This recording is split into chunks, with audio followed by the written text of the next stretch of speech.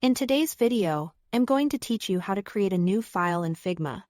Let's begin from the Figma file browser, which is the home screen you see after you open Figma and sign in.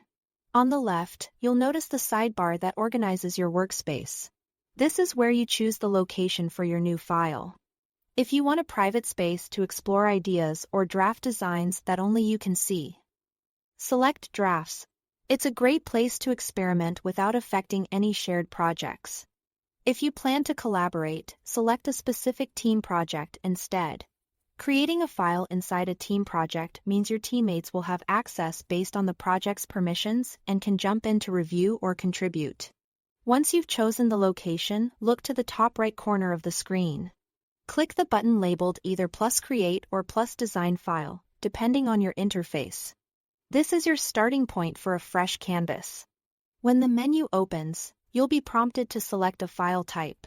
Choose Design File to create a standard Figma design canvas for interfaces, components, and prototypes. Pick FigJam board if you want a collaborative whiteboard for brainstorming, diagrams, or planning. Select Figma slides if you are preparing presentations that pull directly from your design system or project assets. After you make your choice, Figma creates the new file and opens it in the editor so you can begin right away. Now, if you are already inside a file and decide you need another one, you don't have to go back to the home screen.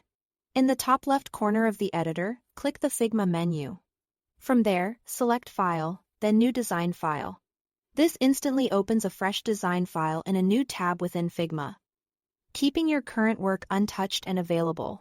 It's a quick way to branch off an idea, start a separate exploration, or prepare a clean space for a different task without losing your place. That's all there is to it. Thanks for watching and enjoy building your next project in Figma.